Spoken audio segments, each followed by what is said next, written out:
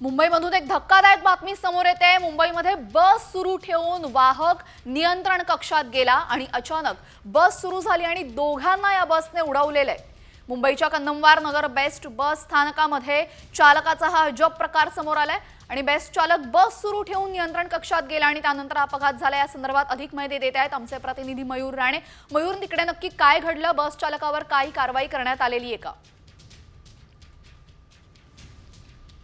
अपघात आहे ते सतत होत आहे। त्यात आता पाहायला गेलं तर मुंबईच्या विक्रोळीच्या कन्नमवार नगरमध्ये बीएसटी बेस्ट चालकाचे कुठेतरी निष्काळजीपणा आहे तो समोर आलेला आहे।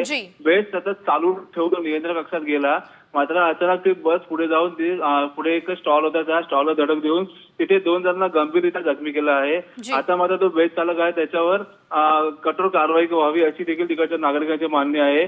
आता त्याची चौकशी आहे ती सध्या सुरू आहे।